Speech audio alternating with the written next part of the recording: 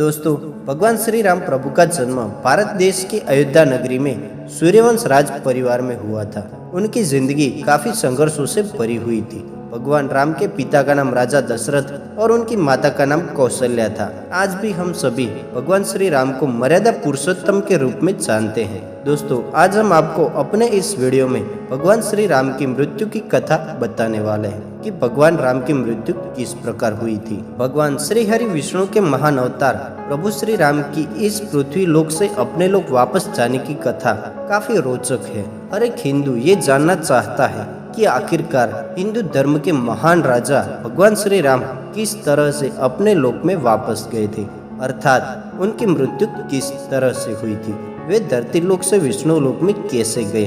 दोस्तों, इसके पीछे एक बहुत ही रहस्यमय और पौराणिक कथा प्रचलित है। तो चलिए हम अपने इस वीडियो में आपको बताते हैं। हमारे हिंदू धर्म के प्रमुख 3 देवता है, ब्रह्मा, विष्णु और महेश। त्रिदेव में से भगवान श्री हरि विष्णु ने इस धरती को पाप से मुक्त करने के लिए विभिन्न युगों में इस धरती पर अपने कई अवतार लिए और धरती को पाप से मुक्त कराकर धर्म की स्थापना की और लोगों को धर्म पर चलने की शिक्षा प्रदान की।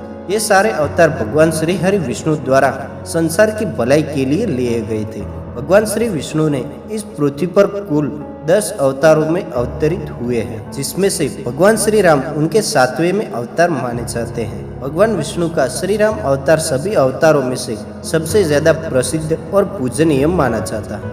प्रभु श्री राम के बारे में महर्षि वाल्मीकि और गोस्वामी तुलसीदास जी द्वारा अनेक कथाएं और ग्रंथ लिखे गए हैं, जिन्हें पढ़कर कलयुग के हर एक मनुष्य को प्रभु श्री राम के बारे में और उनके जीवन जीने की कला के बारे में जानकारी प्राप्त होती है। प्रसिद्ध महाकवि गोस्वामी तुलसीदास जी ने तो प्रभु श्री राम के जीवन पर अनगिनत कविताओं द्वारा कलयुग के मानवों को श्री राम की छवि दिखाने की कोशिश की है। उन्होंने अपनी कविताओं के माध्यम से प्रभु श्री राम के जीवन को कलयुग के हर एक मनुष्य को समझाया है कि प्रभु श्री राम का जीवन कैसा था।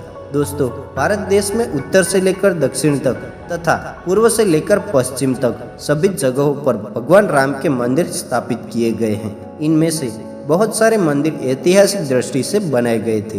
दोस्तों, भगवान श्री राम की मुक्ति से पूर्व यदि हम उनके जीवन काल पर नजर डालें तो हिंदू धर्म पुराण बतलाता है कि भगवान श्री राम ने पृथ्वी पर 10,000 से भी ज्यादा वर्षों तक राज किया था। भगवान श्री राम ने अपने लंबे परिमित समय में कई ऐसे महान कार्य किए जिन्होंने हमारे हिंदू धर्म को एक गौरवमय इतिहास प्रदान किया है। संसार के हर व्यक्ति के मन में ये सवाल जरूर आता है कि क्या कारण रहा होगा और क्यों भगवान श्री राम को अपना परिवार छोड़कर विष्णु लोक वापस जाना पड़ा था।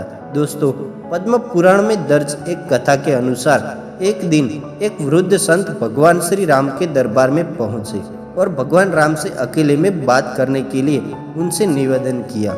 उस संत की निवेदन को स्वीकार करते हुए प्रभु श्री राम उन्हें एक कक्ष में ले गए और द्वार पर अपने छोटे अनुज लक्ष्मण को खड़ा कर दिया और लक्ष्मण से कहा कि यदि उनके और संत की चर्चा को किसी ने भंग करने की कोशिश की तो वह उसे मृत्यु दंड देंगे।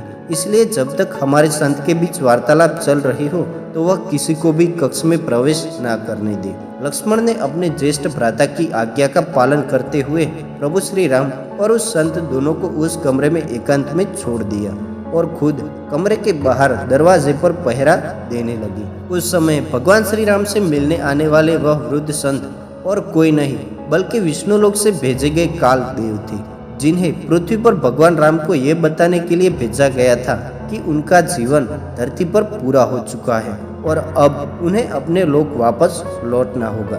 तभी उस वृद्ध संत, जो कि काल देव थे और श्री राम के बीच वार्तालाप चल रही थी, कि अचानक प्रभु श्री राम से मिलने उसी समय ऋषि दुर्वासा आ गए। ऋषि दुर्वासा ने प्रभु श्री राम से मिलने के लिए उस कक्ष में जाने की अनुमति लक्ष्मण से मांगी, लेकिन लक्ष्मण जी अपने श्रेष्ठ भ्राता भगवान राम की आज्ञा का पालन करते हुए ऋषि दुर्वासा को उस कक्ष में अंदर जाने से मना कर दिया। दोस्तों, ऋषि दुर्वासा हमेशा से अपने अत्यंत क्रोध के लिए जाने जाते हैं, जिसका खामियाजा हर किसी को भुगतना पड़ा था। यहाँ तक कि ऋषि दुर्वासा के क्रोध की कहर स्वयं प्रभु श्री राम को भी मिली थी। लक्ष्मण के बार बार मना करने पर भी ऋषि दुर्वासा अपनी बात से पीछे नहीं हटे और अंत में ऋषि दुर्वासा ने लक्ष्मण से कहा, अगर वह उन्हें श्री राम से मिलने नहीं देंगे तो वह श्री राम सहित समस्त अयोध्या नगरी और सूर्यवंश को श्राप दे देंगे। ऋषि दुर्वासा की श्राप की बात सुनकर लक्ष्मण जी डर गए। लक्ष्मण जी समझ नहीं पा रहे थे कि आखिर वह अपने भाई भगवान श्री राम की आज्ञा का पालन करे या उन्हें अपने कुल को ऋषि दुर्वासा के श्राप से बचाए। ऋषि दुर्वासा द्वारा श्री राम को श्राप देने की बात सुनकर लक्ष्मण जी काफी भयभीत हो गए और उन्होंने एक कठोर निर्णय ले लिया। लक्ष्मण कभी नहीं चाहते थे कि उनके कारण उनके ज्येष्ठ भ्राता प्रभु श्री राम और उनके समस्त सूर्यवंश को ऋषि दुर्वासा का श्राप मिले, इसलिए उन्होंने अपनी बलि देने का फैसला किया।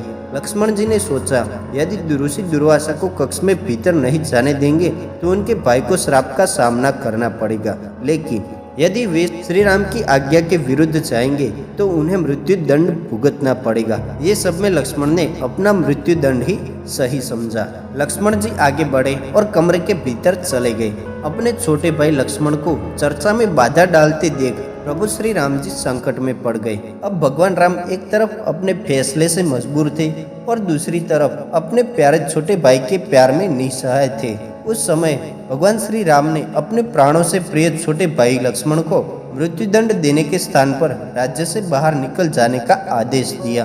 दोस्तों, उस युग में देश निकाला मिलना मृत्युदंड के बराबर ही माना जाता था, लेकिन लक्ष्मण जी कभी भी अपने ज्येष्ठ भ्राता प्रभु श्री राम के बगैर एक क्षण भी नहीं रह सकते थे।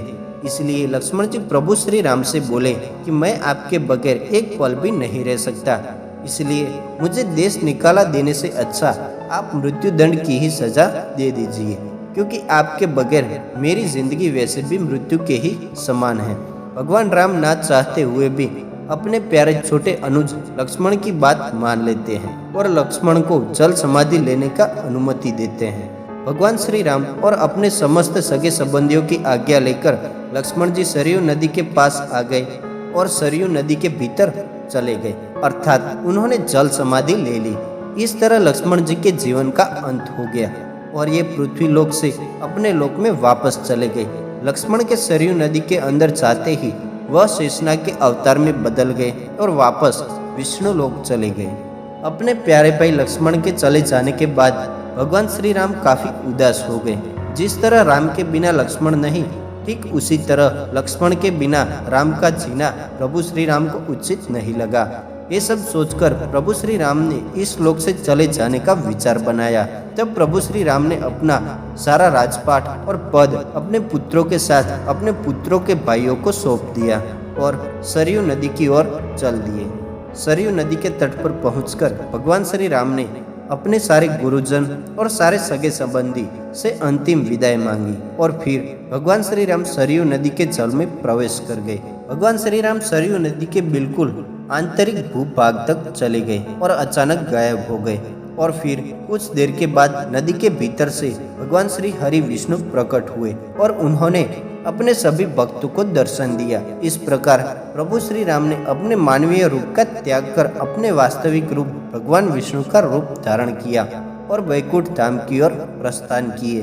दोस्तों, भगवान श्री राम की मृत्यु का रहस्य जानकर आपको कैसा लगा कमेंट में जरूर बताएं और अगर आपको वीडियो पसंद आई हो तो प्लीज़ वीडियो को लाइक शेयर कमेंट करें और ऐसे ही रहस्यों से जुड़ी वीडियो देखने के लिए हमारे चैनल को सब्सक्राइब करके नोटिफिकेशन बेल को ऑन कर दें। मिलते हैं अगले वीडियो में, तब तक चैनल को सब्सक्राइब करें और नोटिफिकेशन बेल को ऑन करके ऑल पे क्लिक कर दें।